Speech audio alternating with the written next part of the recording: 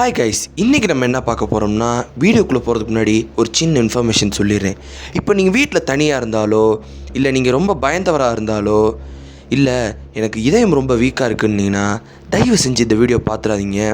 நான் ரொம்ப தைரியசாலி, வீரேன்னு சொல்கிறவங்க மட்டும் இந்த வீடியோ பாருங்கள், நீங்களும் பயந்தவராகிடுவீங்க.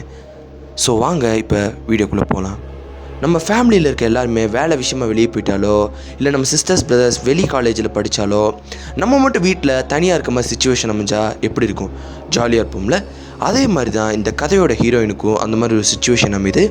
அவங்களும் செம்ம ஜாலியாக இருக்காங்க. எந்த அளவுக்கு ஜாலின்னு பார்த்தீங்கன்னா, கறி மீன் கோழின்ட்டு சும்மா கறி எடுத்து டாம் டூம்னு சமைச்சிக்கிட்டு பாட்டு கேட்டுக்கிட்டு செம்ம ஜாலியாக பாத்திரம் விளக்கிட்டு இருக்காங்க. அப்படி விளக்கிக்கிட்டு இருக்கப்ப அவங்க பக்கத்து ரூமில் ஒரு 6 அடி, கிட்டத்தட்ட 6-7 அடி ஒரு ஆம்பளை டம்மு டும்மு டம்மு டும்மு டம்மு டும்முன்னு ஓடினா எப்படி இருக்கும்? அந்த மாதிரி ஒரு அதிர்வு கேட்குது. இவங்க பாட்டு கேட்டுகிட்டே பாத்திரம் விளக்கலனால சரி நம்ம ஓடுற அதிர்வு கூட அது இருக்கும்ட்டு அவங்க விட்டுட்டு பாத்திரம் விளக்கிட்டு இருக்காங்க.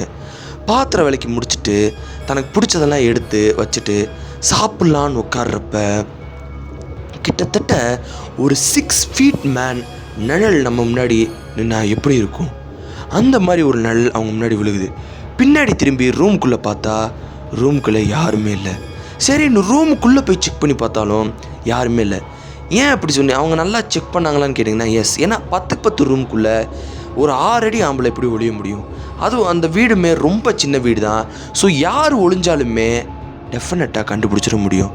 ஸோ இவங்களும் சரி நம்ம இமேஜினேஷன் கற்பனையாக கூட இருக்கலாமேன்ட்டு மறுபடியும் சாப்பிட உட்காடுறாங்க. ஆனால் இந்த தடவை அந்த நிழல் ரொம்ப கிட்ட வந்திருக்கு. எந்த அளவுக்கு கிட்டனா, இப்போ அந்த ரூம்குள்ளே நின்று பார்த்த நிழல் கொஞ்சம் பின்னாடி வந்து நின்ன மாதிரி நிழல் தெரியுது. மறுபடியும் திரும்பி பார்க்குறாங்க, யாருமே இல்லை. சரி மறுபடியும் சாப்பிட்லான்னு பார்த்தா இந்த தடவை அந்த நிழல் கிட்டத்தட்ட 7 அடிக்கு ஒரு மேன் வந்து நின்னா எப்படி இருக்கும்? கிட்டத்தட்ட பிக்ஸோ அளவு சொல்லலாம். பிக்ஸோ அளவுக்கு ஒரு ஆம்பளை வந்து நின்னா எப்படி இருக்கும்? இந்த சுச்சுவேஷனில் நீங்கள் இருந்தால் என்ன பண்ணுவீங்க? கமெண்ட்டில் சொல்லுங்கள். நான் இருந்தால் என்ன பண்ணுவேன்னா பிச்சுக்கிட்டு ஓடிடுவேன்.